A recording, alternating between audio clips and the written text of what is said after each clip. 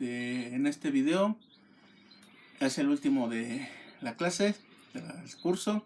El último tema corresponde a fibras ópticas. Como se dieron cuenta, gran parte del curso estuvo principalmente enfocado a lo que son las líneas de dos conductores, a todos los fenómenos que se presentan, coeficientes de reflexión, onda estacionaria, etc. También se vio de manera un poco más superficial, un poco más somera, otros tipos de línea de transmisión, guías de onda, se vio, y otros tipos de línea como líneas planares, y en este caso el último tipo de línea de transmisión, porque a fin de cuentas las fibras ópticas también son líneas de transmisión, también transmiten energía electromagnética de un punto a otro, aunque esta energía electromagnética no se encuentra en el mismo intervalo de frecuencias de las que estábamos viendo, en el orden de unos cuantos gigahertz. Ok, entonces empecemos. Este tema de fibras ópticas realmente es muy amplio. Puede hay un curso incluso completo en semestres posteriores de fibras ópticas. Ahorita lo vamos a ver de manera un poco introductoria, complementando la información que ya les mandé por correo electrónico. Ok, bueno, entonces empecemos. Una fibra óptica, como ya les había acabado de mencionar, son líneas de transmisión igual, pero estas operan en las frecuencias del infrarrojo, ya no operan en las frecuencias de RF antes de 300 GHz. Estas operan a frecuencias mucho más altas, un intervalo del espectro electromagnético más alto. Transmiten información en forma de energía electromagnética de un punto a otro, mediante campos, o sea, ondas electromagnéticas, pero que ahora oscilan más o menos en el rango de 193 THz a 235 THz. Por lo regular, ya en este rango de frecuencias ya no hablamos de hertz, hablamos de longitudes de onda. Básicamente por razones históricas, los primeros que empezaron a estudiar estos fenómenos fueron físicos, y a ellos al parecer se les hizo más fácil trabajarlo en términos de longitud de onda más que en términos de frecuencias. Pero pues mientras sepamos que la longitud de onda es igual a la velocidad de la luz en ese medio entre la frecuencia de operación, no tiene por qué haber mayor problema en hacer la conversión de longitudes de onda a frecuencia. Ok, la geometría de una línea de fibra óptica es la que más se presenta aquí. Está compuesta por una cubierta, un material que, como su nombre lo dice, cubre a la fibra, que es el revestimiento y el núcleo. La cubierta pues, es algún plástico. Sin embargo, ya el revestimiento y el núcleo están hechos de un material de vidrio muy puro, cuyas dimensiones son estas. El núcleo tiene un radio A, diámetro 2A, el revestimiento tiene un radio B, y la cubierta un radio C o un diámetro 2C. Entonces, como les repito, el material del núcleo es un vidrio flexible sumamente puro y transparente. La gran mayoría de la energía electromagnética se va a propagar por el núcleo, y el ideal es que toda la energía electromagnética se propague por el núcleo. Vamos a ver un poco de perspectivas históricas, cómo empezó esto, sin adentrarnos mucho en la historia realmente. En 1626, un señor llamado Snell establece las leyes de la reflexión y refracción de la luz. Gran parte del análisis de las fibras ópticas está basado en las leyes de Snell. En 1970, un señor llamado Claude Chappe, de Francia, inventa el telégrafo óptico. ¿Qué es el telégrafo óptico? El telégrafo óptico es algo como esto. En una torre se colocaba un mástil con unos bracitos, los cuales cada posición de estas, que tenían estas, representaba una letra, y así es como se transmitían los mensajes en los 1700 y algo, mediante el telégrafo óptico. Cada posición, les repito, representaba una letra, y por lo tanto se transmitían así los mensajes, principalmente en Europa y en toda Francia. Bueno, después, en 1810, Fresnel establece las bases matemáticas de la propagación de las ondas. La luz, sin meterme mucho en la dualidad onda-partícula, también puede ser tratada como una onda. En 1830, el telégrafo óptico, este que está aquí, es reemplazado por lo que ya conocemos como el telégrafo eléctrico, el tiki-taka, que ya todos hemos visto, se común en algún momento en la televisión, supongo. En 1870, un señor llamado John Tyndall demuestra cómo un haz de luz es guiado a través de un flujo de agua cayendo. ¿En qué consistía este experimento? Este experimento consiste en lo que sigue. Tomó un barril, le hizo una perforación de un lado y del otro. En ese entonces ya sabía que la luz viajaba en línea recta.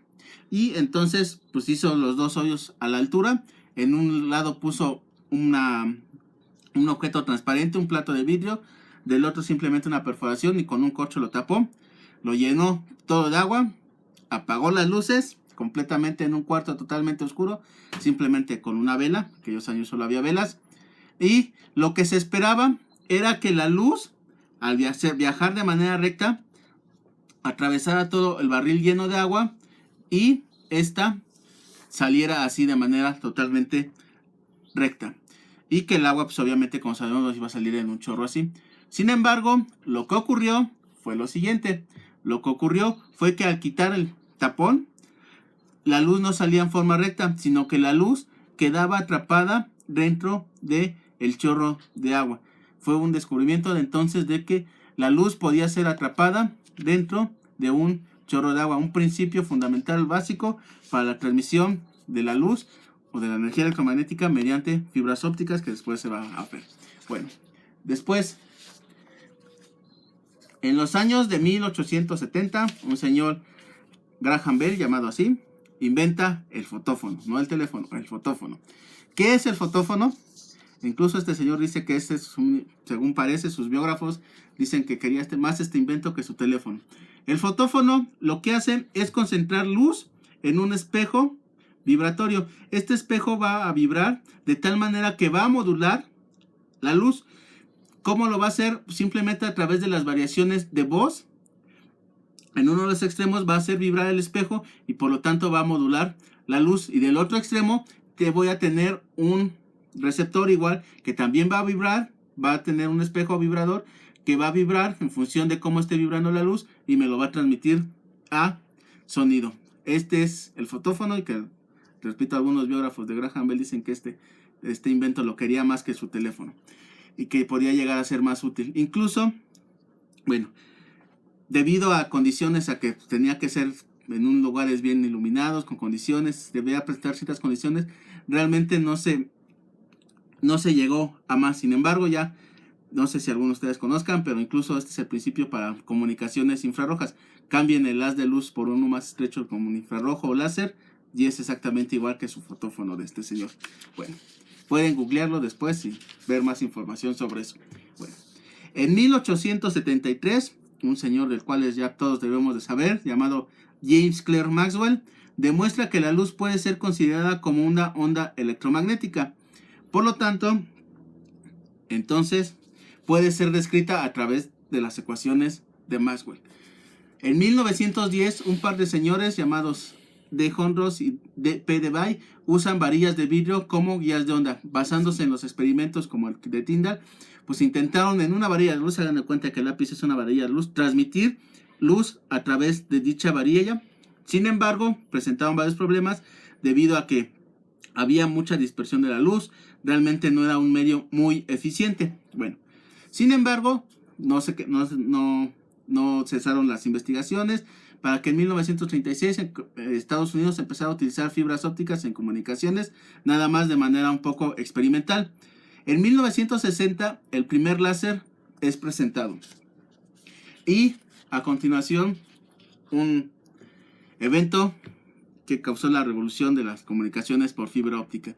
En 1966 un señor llamado Charles C. Kao, así lo dice, analizó cuidadosamente cómo transita la luz a través de distancias mediante fibras ópticas de cristal y descubrió que con una fibra óptica del más puro cristal era posible transmitir señales de luz a lo largo de 100 kilómetros, comparando con los 20 metros que solo era posible transmitir en las fibras disponibles en los años 60. Es decir, este señor encontró la base matemática para decir, Hasta este momento, hasta antes de él, las transmisiones por fibras ópticas eran muy pobres. La luz realmente se atenuaba bastante, pero este señor dijo, y lo demostró matemáticamente, que era posible transmitir luz mediante fibras ópticas en muy largas distancias. Simplemente la única que se oponía a eso era la naturaleza del vidrio, es decir, su pureza.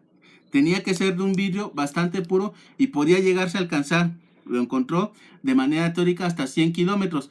Y antes de él, pues alcanzaron, como ven, distancias de menos de 20 metros.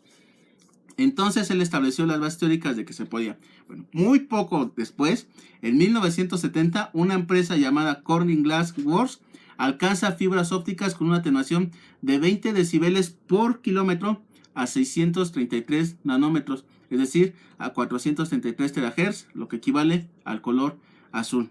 Se empezaron a alcanzar entonces ya niveles muy bajos de atenuación, comparables con lo que se tenían en líneas de transmisión como guías de onda y demás, porque vean, son 20 decibeles pero por kilómetro.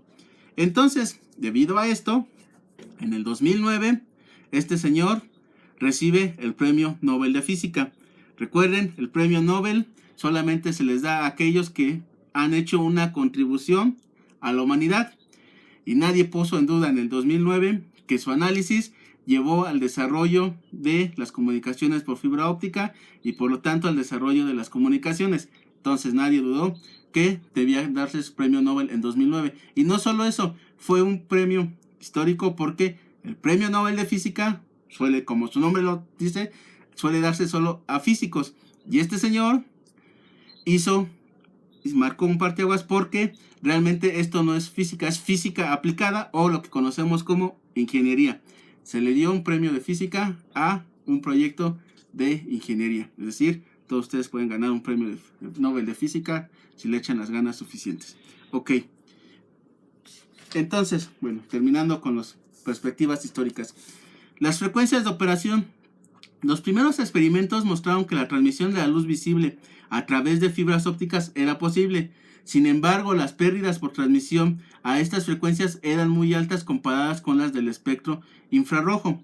Es decir, en el infrarrojo teníamos menores pérdidas, por lo tanto, se decidió trabajar en esa región. El nivel de pureza de la fibra era un factor muy importante en la atenuación que presentaba la energía electromagnética al propagarse en la fibra. Aquí les voy a presentar una de las primeras gráficas que se dan de atenuación en las fibras ópticas. Vean, este es el nivel de atenuación. El eje Y es el nivel de atenuación de decibeles sobre kilómetros. Y esta es la longitud de onda a la cual va a operar la fibra, o estaría operando dicha fibra. Podemos ver claramente que este comportamiento no es pero para nada lineal. No es, ni siquiera representa una función normal como que podríamos predecir. Entonces, aunque sí tiene niveles muy bajos de atenuación, vean que puedo llegar más o menos a alcanzar a los 1100 y algo de nanómetros, 1000 tantos nanómetros, atenuaciones de casi por debajito de los 2 decibeles por kilómetro, o sea, atenuaciones muy bajas. Sin embargo, teóricamente podíamos alcanzar todavía más.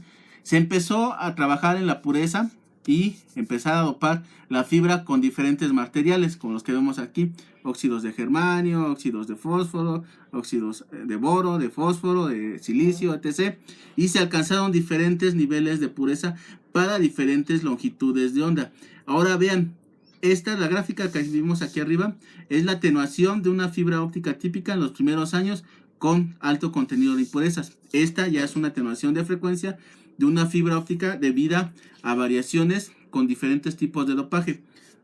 La atenuación, nuevamente en decibeles por kilómetros, incluso hay puntos en donde es menos de medio decibel por kilómetro.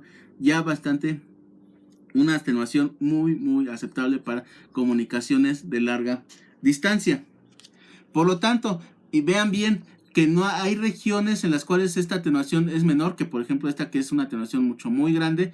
Por lo tanto, lo ideal es trabajar en esas regiones en donde la atenuación es menor, y esas regiones se llaman ventanas de operación.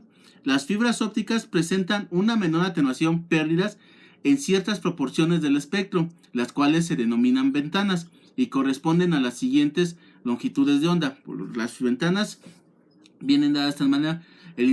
La primera ventana, el intervalo de longitud de onda de 800 a 900 nanómetros, frecuencia que conocida como la ventana de 850 nanómetros. La segunda, de 1250 a 1350 nanómetros, conocida como la ventana de 1310 nanómetros.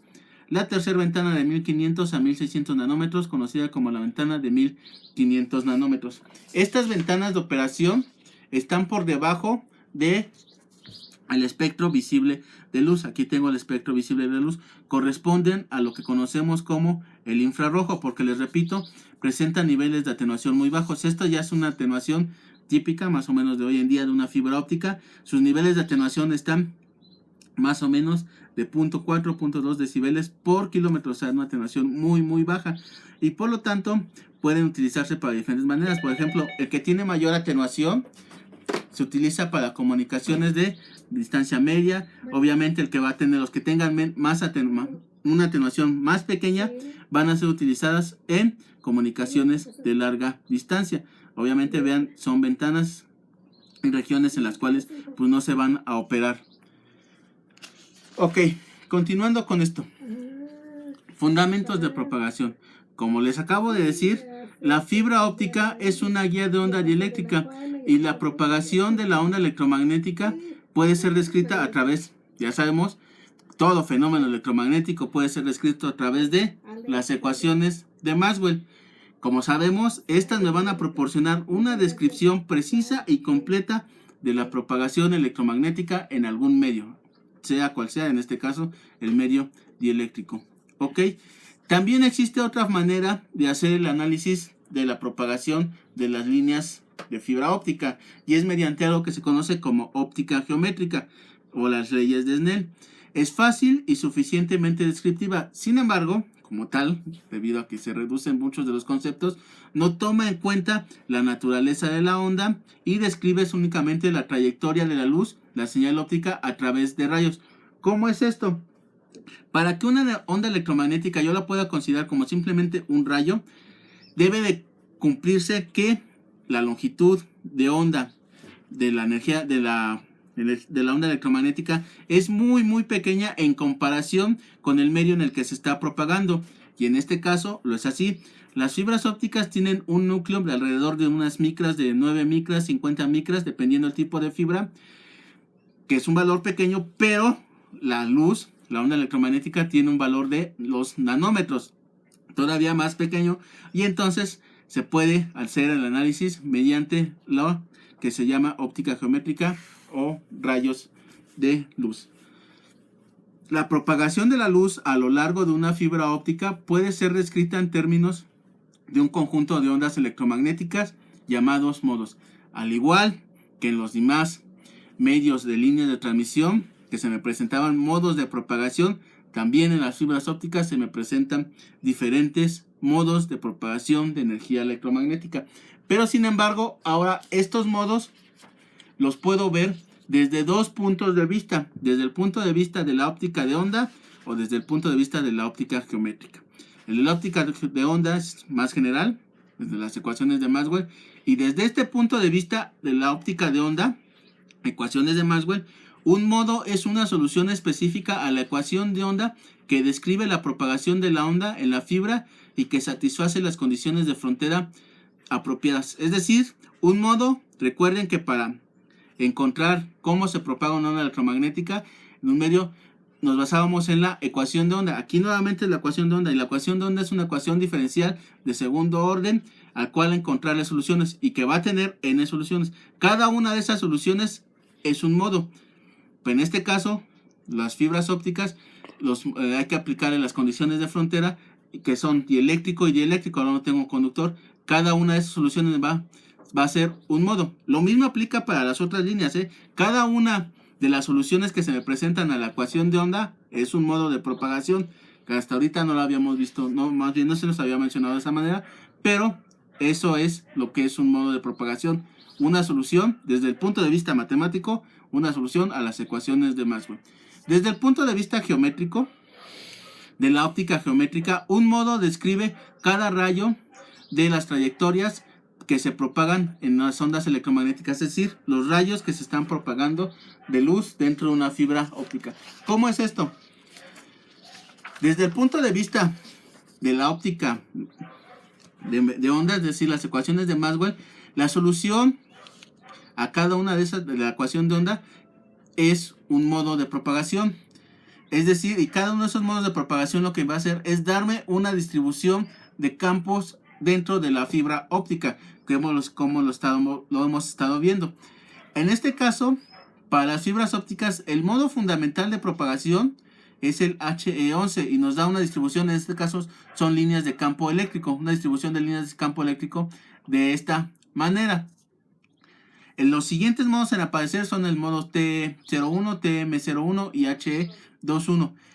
Las fibras ópticas, algo que tenemos muy presente, debemos tener muy presente, no transmiten información en ondas transversales electromagnéticas. No hay modo TEM en una fibra óptica. Entonces, bueno, esta es, desde el punto de vista de la óptica geométrica, soluciones a la ecuación de onda que me dan diferentes modos de propagación, distribuciones de campos eléctricos y magnéticos dentro de la fibra óptica. Desde el punto de vista de la óptica de onda, cuando vimos guías de onda, vimos que al no ser una propagación TEM, lo que tengo es una propagación de TE, TM, en este caso HE y EH, que también se me van a dar principalmente. Es más, los modos TM y TE son modos muy particulares de los HE y los EM, los HE y EH. Entonces, vimos que la propagación, debido a que no estén, se da de forma oblicua, es decir, mediante reflexiones. Lo mismo ocurre aquí. Aunque sea luz, también se da mediante reflexiones. Y cada una de esas reflexiones, cada uno de esos modos me va a representar un rayo de luz que se está propagando dentro de la fibra óptica. Son dos formas diferentes de ver el mismo fenómeno. Desde el punto de vista de la óptica de onda, Maxwell; desde el punto de vista de la óptica geométrica, leyes de Snell, rayos propagándose dentro de la guía de onda. Ok. Resumiendo esto, entonces, la óptica de onda la descripción completa mediante óptica de onda se da a través de las ecuaciones de Maxwell, es decir, resolviendo nuevamente la ecuación diferencial en coordenadas cilíndricas, con la salvedad de que ahora no tengo conductores, sino tengo dos materiales dieléctricos, el del núcleo y el revestimiento, y estas son las ecuaciones que tengo que resolver, un poquito más complejas. Sin embargo, dado que son una ecuación diferencial de segundo orden, de no coordenadas cilíndricas, y cuando yo resuelvo una ecuación en coordenadas cilíndricas, lo que me da son funciones Bessel. Cada una de las raíces de estas funciones Bessel que tengo aquí me va a dar la raíz o la frecuencia de corte a la cual están apareciendo los diferentes modos de propagación en la línea de transmisión. La óptica geométrica se basa simplemente en la ley de Snell, en la descripción de ángulos y índices de refracción de un medio con respecto al otro, y para este caso, para todo ángulo teta menor que teta c, teta crítico, la reflexión interna es total. Eso es lo que yo quiero, que toda la energía se propague dentro del núcleo de la fibra óptica. Ahorita vamos a ver un poquito más de esto. Ok, entonces, una forma de clasificar a las líneas de fibras ópticas es mediante el número de modos que se están propagando dentro de la fibra óptica. Como tal, voy a tener fibras monomodo y multimodo. Multimodo, como su nombre lo dice, son fibras en donde existen diferentes modos de propagación al mismo tiempo dentro de la fibra óptica. Y estas a la vez puedo yo subclasificarlas en fibras de tipo escalonado y índice gradual. ¿Qué es esto? Las de índice escalonado, lo que ocurre es que tienen índices de refracción uniformes. El valor del índice de refracción en los revestimientos, que es el revestimiento y revestimiento, es igual. Y en el núcleo también es igual, tiene un valor N2 y en este valor tiene N1. Sin embargo, en las de índice de refracción gradual, lo que ocurre es que nuevamente el revestimiento es así, es homogéneo aquí y homogéneo acá. Pero aquí el valor del índice de refracción es diferente. Tiene su máximo en el centro y aquí tiene otro valor, aquí otro valor. Va a depender de la posición. No es el mismo índice de refracción a todo lo largo de este eje de la fibra óptica. Aquí tiene un valor, aquí otro y aquí otro. Y eso me produce que los modos se propaguen casi todos a la misma velocidad. Como tal, en las de índice escalonado lo que produce son diferentes, que cada modo tenga diferentes trayectorias y que lleguen en tiempos de arribo diferentes aquí. Lo que va a ocurrir con las de índice gradual es que no va a ser así, todas van a llegar exactamente en el mismo momento a el otro extremo y va a tener una aplicación muy útil un poquito más adelante ya que vemos. Otro tipo de fibras, las fibras monomodo. Las fibras monomodo, como su nombre lo dice, propagan únicamente un solo modo, el modo fundamental, el modo HE11. Su diámetro del núcleo es un poco más pequeño.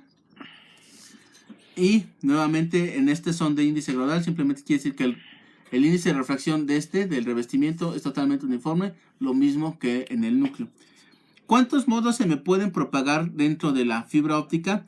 Va a depender de los parámetros de la fibra, como son el diámetro del núcleo, los índices de refracción y la frecuencia de operación, o en este caso la longitud de onda a la cual esté operando la fibra óptica. Todo está en función de un parámetro que se llama B o frecuencia normalizada.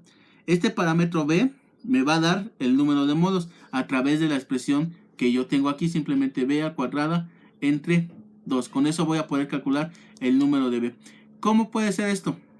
Bueno, si yo conozco las condiciones de la fibra óptica, su diámetro, sus índices de refracción, a qué frecuencia va a estar operando, me va a dar un cierto valor de frecuencia normalizada. Puedo sustituirlo aquí y saber cuántos modos están obteniendo. Pero esta expresión nada más es una aproximación y solo funciona cuando B es un valor muy grande. Lo que hay que hacer realmente es ir a unas tablas como estas, que tengo ya, que simplemente son tablas de las raíces de las funciones Bessel. Todo lo que tengo aquí son las raíces de las funciones Bessel que yo tengo aquí. Por ejemplo, si yo conozco las condiciones, bla, bla, bla, sustituyo y resulta que voy a inventar un número que B es igual a 5. ¿Cuántos modos se me están propagando? Podría hacerlo mediante esta expresión, pero me va a dar un valor muy, muy diferente. Entonces lo que tengo que hacer es encontrar todos los valores dentro de esta tabla que están por debajo del 5, que sería este,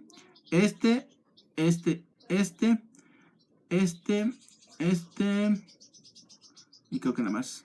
Y contar los no modos y con eso saber cuántos modos se me están propagando, que serían, pues dije que debajo de 5. 1, 2, 3, 4, 5, 6. 6 modos son los que se me están propagando. Que nada tendría que ver con esto. Si pongo 5 al cuadrado, 25 y entre 2 me daría 12.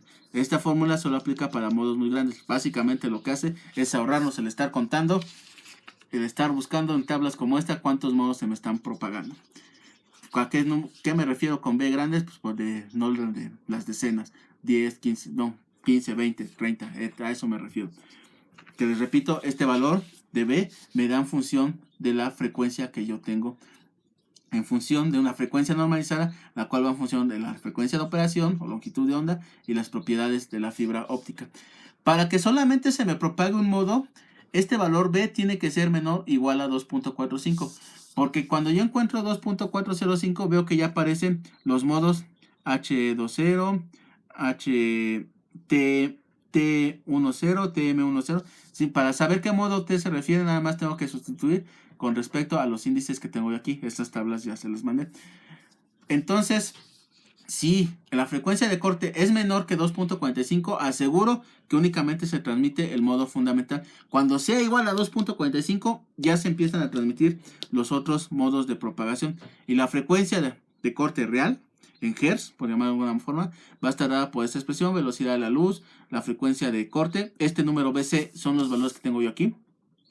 Es decir, para encontrar en qué punto aparece en frecuencia estos valores, pues necesito entonces saber qué modo quiero saber. Lo sustituyo aquí en este valor BC, y entonces ya con esto puedo saber cuál es la frecuencia de corte real de ese modo que tengo yo ahí. Como les decía, las fibras ópticas, lo que ocurre, tienen diferentes diámetros. Las primeras fibras ópticas fueron fibras multimodo con diámetros más o menos aproximadamente de 50 micrómetros. Se dieron cuenta que si hacían y reducían el tamaño del núcleo, lo que ocurría es que las convertían en fibras monomodo y con estas evitaban un problema que se llama dispersión. Pero como se imaginarán, pues es obviamente más difícil tratar de hacer una fibra de 9 micras que una de 50 micras. Pero pues, estas transmiten mejor largas distancias. No quiere decir que estas unas reemplazan a las otras, realmente depende del tipo de uso que se le dé.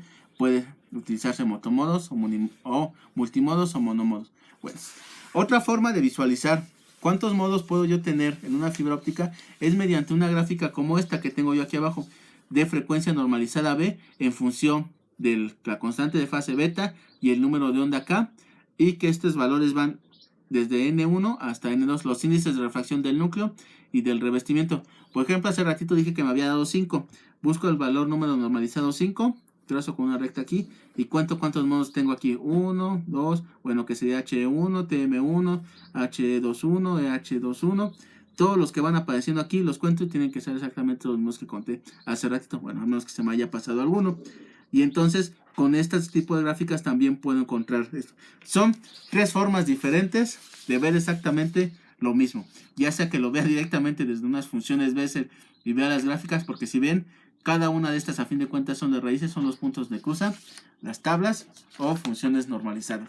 Son exactamente 3 formas de visualizar exactamente la misma cosa. Bueno, ¿cuánta luz puede aceptarme la fibra óptica? Va a depender de algo que se llama la apertura numérica. Es una fibra, en una fibra, esta apertura es una cifra que expresa la cantidad de luz que una fibra puede captar y está en función de las propiedades de la fibra óptica.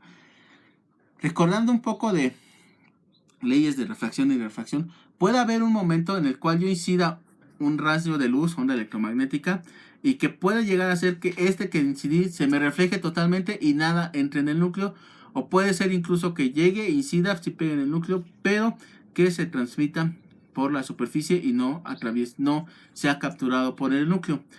Puede obtener una condición en el cual, como este rayito verde, en donde sí entró al núcleo, pero también atravesó el núcleo y empezó a viajar por el revestimiento, algo que se conoce como un rayo parcialmente perdido.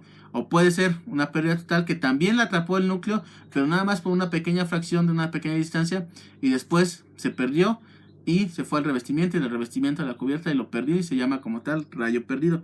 Lo que yo quiero es que la energía se me propague por el núcleo, y a eso se le llama rayo guiado.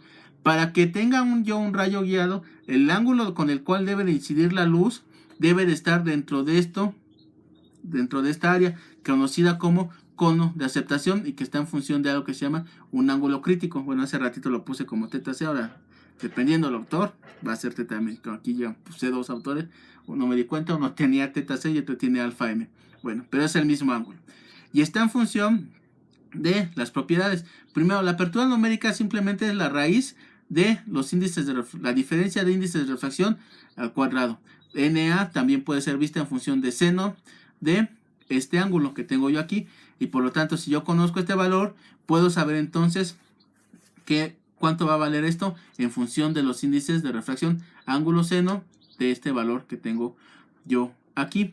También la apertura numérica puede expresarse en función de otro valor que se llama diferencia relativa del índice de refracción, de este valor delta, que viene dado por esta expresión aquí.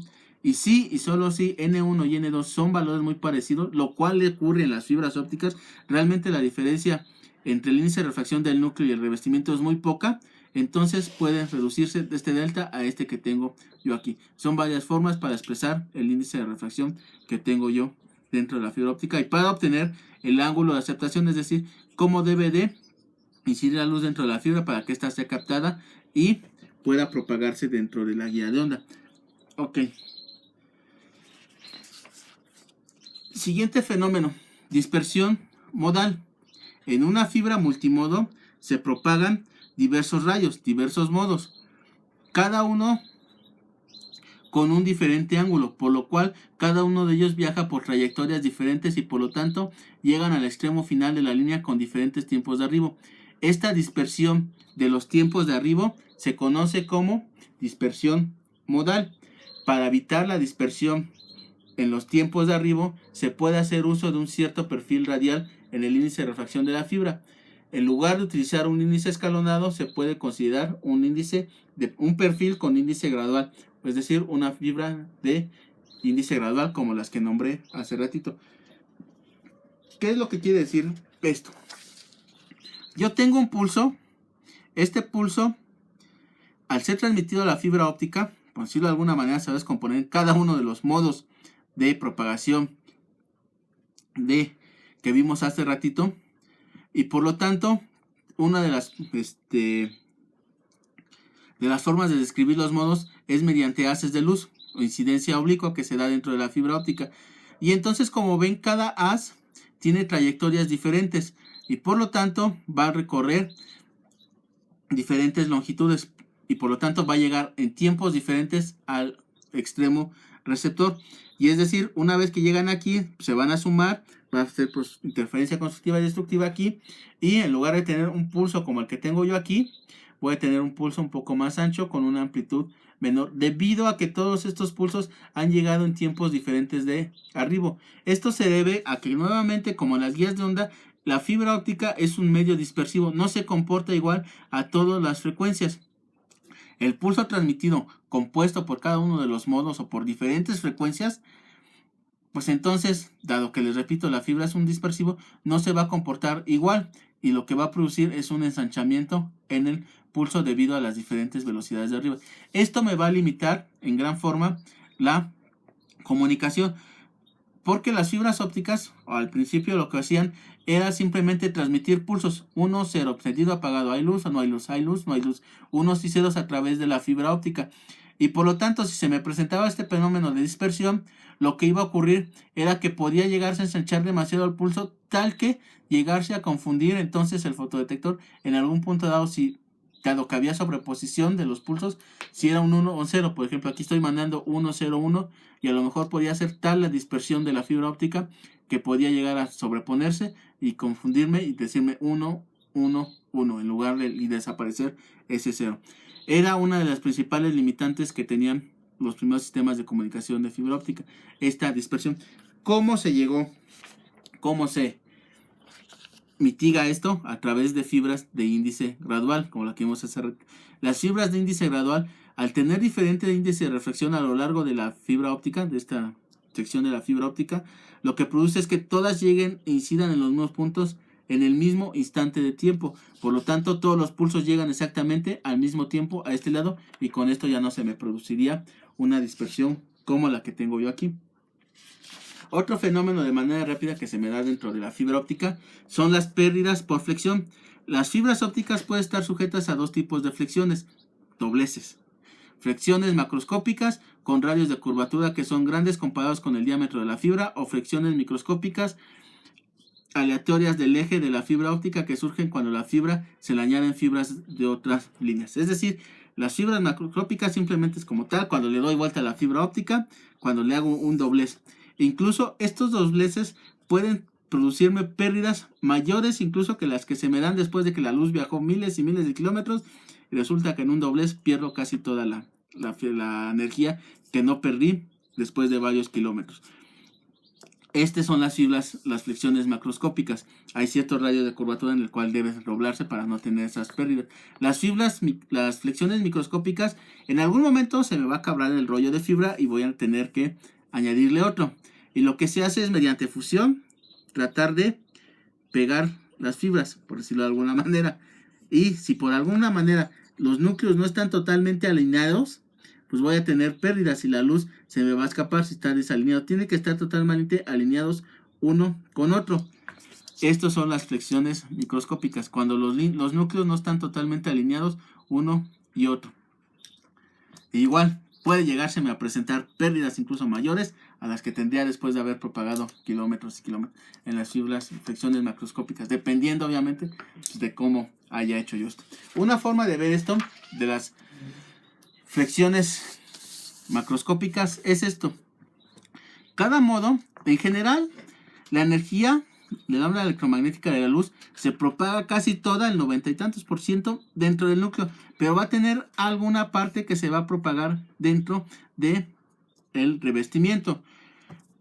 el, el frente de onda va a ir siempre a la misma velocidad. Y en un momento, cuando se haga la flexión, entonces la parte de aquí tiene que ir más rápido para poder alcanzar y llegar a tener el mismo frente de onda que llevo en el núcleo. Para que esto no pase, porque a fin de cuentas, si esto va más rápido, literalmente esto tendría que ir entonces más rápido que la velocidad de la luz en el medio. ¿Y cómo lo resuelve la física? Lo resuelve así, mediante radiación. Las fibras ópticas experimentan pérdidas por radiación en los dobleces o curvaturas de sus trayectorias. La parte del modo en el revestimiento requiere viajar más rápido que la velocidad de la luz y para mantener un frente de onda plano. Ya que esto no es posible, entonces la física lo resuelve simplemente. La energía contenida en esta parte del modo es radiada, así de simple, así se resuelve. Esto desde el punto de vista de la óptica de onda.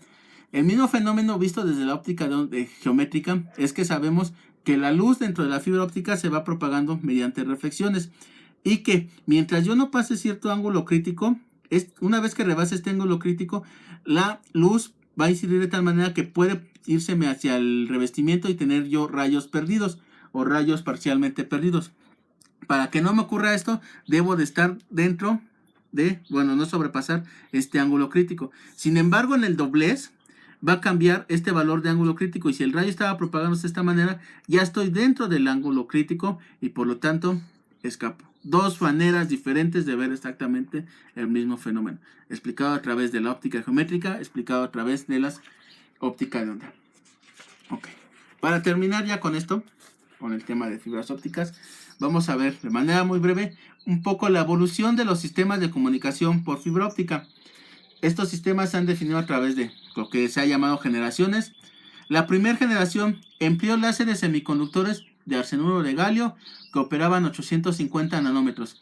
El flujo de bits que se transmitían las fibras era mediante fibras multimodo de índice gradual. Estos sistemas estuvieron comercialmente disponibles en los 1980 y operaban una tasa de bits de 45 megabits sobre segundo. Pueden decir ustedes, yo tengo más velocidad en este momento.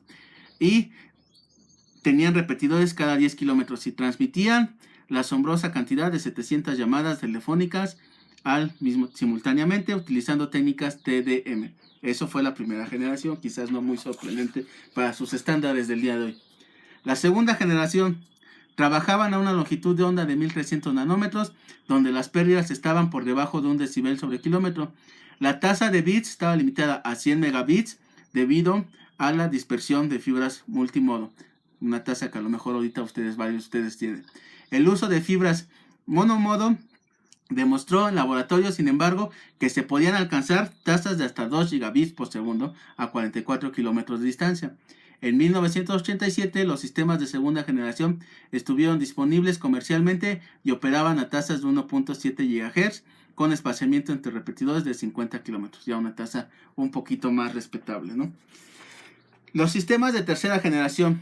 Estos sistemas operaban a 1550 nanómetros, usaban láseres de un solo modo dominante. ¿Qué es esto? De manera muy rápida. Un láser es una cavidad resonante. Los láseres semiconductores que se utilizaban son cavidades resonantes. ¿Qué es una cavidad resonante? Igual, más o menos parecido a la guía de onda, solo que tapen la de los dos extremos. Tiene una cavidad resonante y en la cual, como es una guía, va a tener muchos modos de propagación.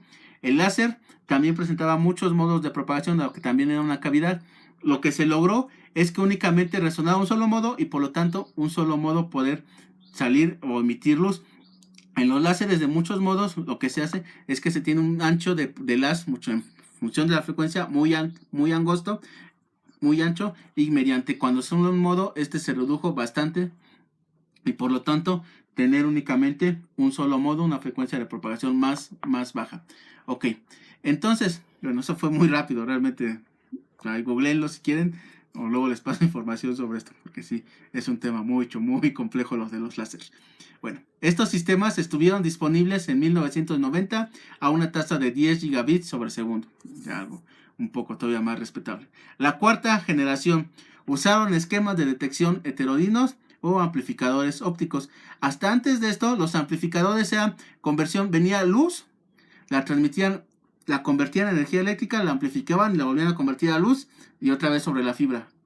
hasta la cuarta generación ya había amplificadores ópticos y entonces ya no hubo la necesidad de la conversión de luz, energía eléctrica, luego energía eléctrica, luz. No, luz, luz y luz, así como va. Y ya se ahorraban bastantes pérdidas. Usaron esquemas de modulación, de acceso WDM, multiplexación por división de longitud de onda. Y en 2001 se alcanzó una tasa de bits de alrededor de 11 terabits sobre segundo a 117 kilómetros. En menos de 20 años se incrementó la capacidad de transmisión por un factor de alrededor de 200,000 veces. Recuerden que el primero eran 40 y tantos megabits por segundo, y ya en el 2001 habíamos alcanzado 11 terabits sobre segundo en una fibra óptica. La quinta generación usa esquemas de detección coherentes capaces de detectar los cambios en la amplitud y fase de una señal óptica. Los sistemas, principalmente primera, segunda y tercera generación, lo que hacían era enviar pulsos, unos y ceros, pulsos encendidos y apagados, así como los que vimos aquí. Lo que hacíamos era prender, apagar y mandar unos y ceros. A partir de la cuarta y la quinta generación, sobre todo, lo que se hacía es modular la luz, darle esquemas de modulación, los mismos que van a ver, espero, a partir del próximo semestre, modulaciones PSK, QPSK, modulaciones en fase, o quizás que estén un poquito más familiarizados con el radio, si es que lo escuchan, FM, AM, esos esquemas de modulación. Se utilizaron esos esquemas de modulación ya en estos sistemas de quinta generación, y con eso se pudo alcanzar todavía velocidades mucho más grandes de transmisión. En 2011 se logró un récord en la transmisión cuando se transmitieron 64 terabits en un enlace de 230 kilómetros en una fibra monomodo. Bueno, esto quizás podría llevarme a decir, bueno, ¿cuál es el límite de esto? ¿En qué momento voy a alcanzar el límite? La capacidad del canal. En el 2010, un señor que se me olvidó apuntar el nombre, yo ahorita no me acuerdo, calculó la máxima eficiencia espectral de las fibras ópticas, es decir, cuál iba a ser el límite de las fibras ópticas.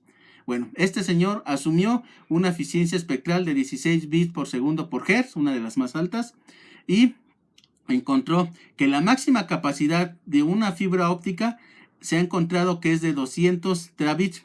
Se suponía que ese valor se iba a alcanzar en los 2015, 2020, 2018, por ahí así. Realmente ya lo alcanzamos. Las fibras ópticas ya están trabajando al límite. Estas velocidades de bits, obviamente ustedes nunca en su vida la van a alcanzar, por mucho que se pongan a bajar videos en 4K, jugar en línea, etc, etc. Nunca van a alcanzar 200 terabits. ¿Para qué requiero yo 200 terabits? Para las comunicaciones de veras. Las comunicaciones que se dan principalmente entre los continentes, entre el flujo de datos que se da entre Estados Unidos y Asia, básicamente Japón, Corea, China, entre Estados Unidos y Europa, básicamente Inglaterra, Francia y todas las demás potencias, Alemania y etc. Ahí es donde yo requiero esas tasas de velocidades de los 200 terabits, las cuales ya he alcanzado. Pues uno podría decir, pues la respuesta simplemente es, pues pon más cables, pon más fibras.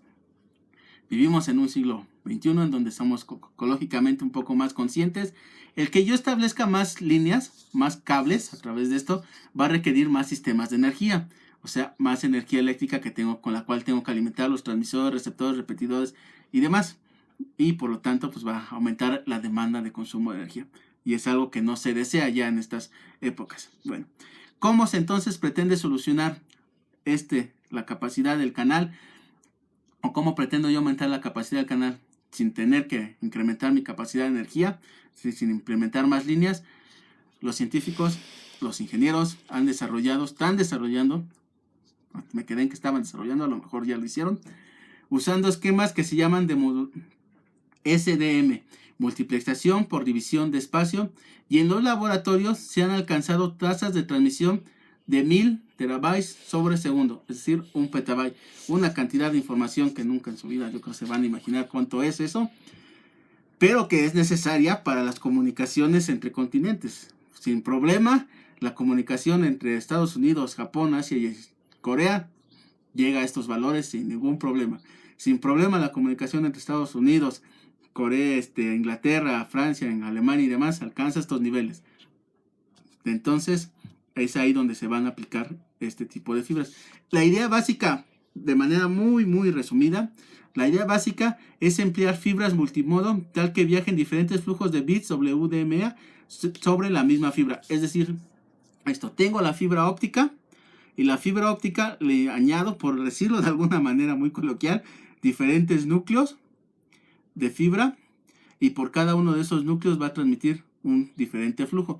De esta manera, es decir, te repito, de manera muy coloquial de verlo, es muchas fibras dentro de una fibra óptica, diferentes canales transmitiéndose dentro de un mismo, y con eso puedo aumentar la velocidad de transmisión de 1000 terabits. No sé si en este momento se encuentra ya desplegada alguna red con esto, pero sí sé que ya se han hecho las pruebas y se han alcanzado esta tasa de bits. Bueno, con lo que respecta al tema de fibras ópticas, es todo. Pásame para mí. Bueno, compañeros, con esto se ha terminado el curso de ondas guiadas. Este fue el último de los temas. Me hubiera gustado despedirme de ustedes de manera presencial. Las razones que todos ya sabemos, pues no nos los permiten. Solo permítanme decirles un último consejo como su profesor. Cuando regresemos a la escuela y cuando estén estudiando, estudien para aprender, no estudien para pasar la materia. De nada les va a servir a la larga pasar la materia con 10 si nunca se les quedó nada. Yo espero que se les haya quedado algo de esta materia, que hayan aprendido algo, y así como les digo que vengan y estudien para aprender, lo hagan no solamente en esta materia, sino en las demás materias que van a tener. La oportunidad de estudiar solamente se da una vez en la vida, créanme, no se vuelve a repetir. Aprovéchenla, estudien, aprendan.